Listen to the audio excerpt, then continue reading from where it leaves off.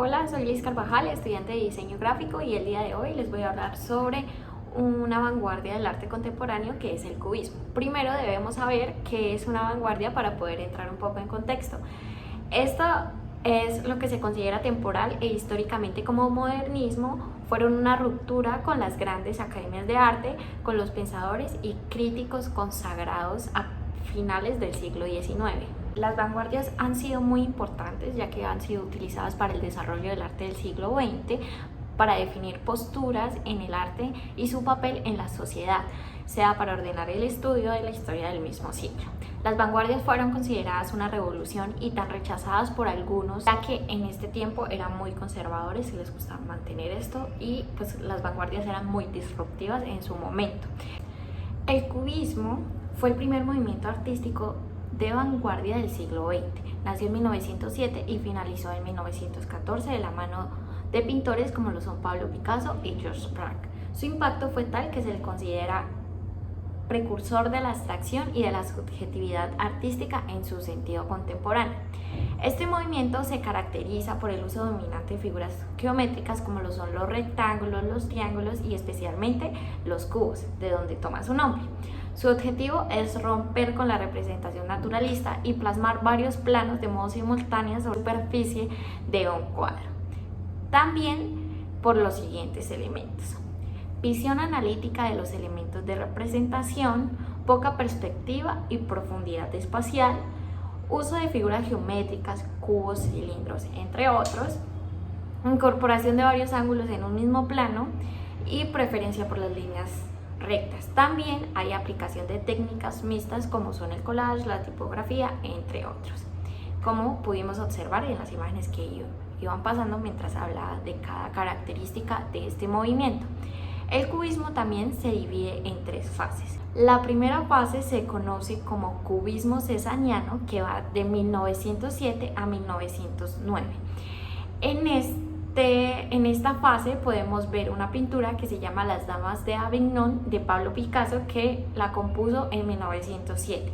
Se considera como la primera fase del cubismo, llamado también como protocubismo. Se caracterizó por la influencia de los trabajos del artista plástico Paul Cézanne.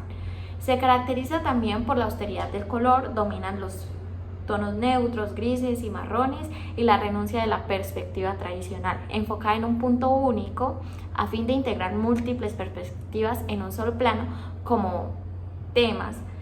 Prefiere las escenas interiores, aunque también hay algunos en los que los paisajes son acudidos eventualmente, como lo es la pintura de Georges Braque que se llama Viaducto del Estanque, que la compuso en 1908.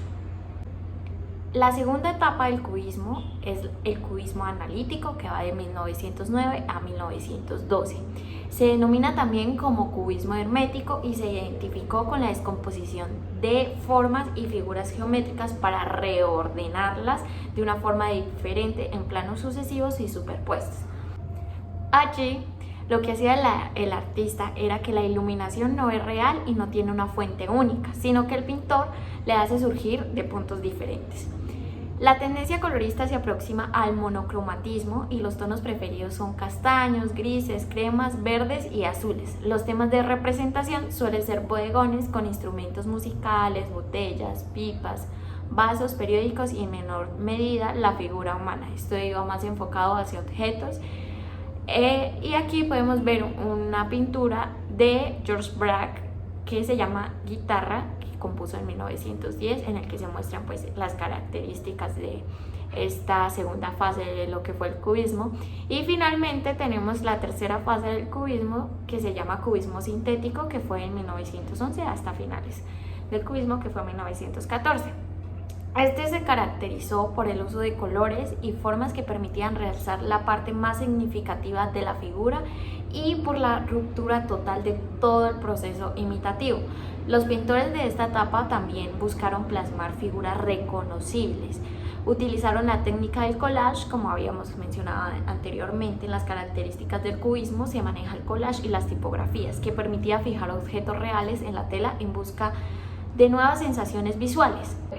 Y los principales exponentes y obras representativas de este movimiento son Pablo Picasso con la Guernica en 1937, George Braque con Las casas en el estanque de 1908, Juan Gris con el retrato de Pablo Picasso de 1912 y Jan Metzinger que diseñó La mujer con ventilador de 1914. Esto ya era a final de lo que fue el movimiento.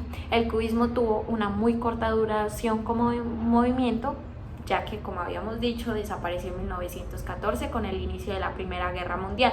Aún así, la propuesta estética del cubismo penetró en el imaginario artístico y se convirtió en fuente de inspiración para artistas y comunicadores visuales, e influyendo muchísimo en el diseño gráfico, ya que se usa bastante la tipografía y lo que son las tipografías rectas. Entonces, pues hasta el momento el cubismo ha estado influyendo en lo que es el diseño gráfico. Gracias.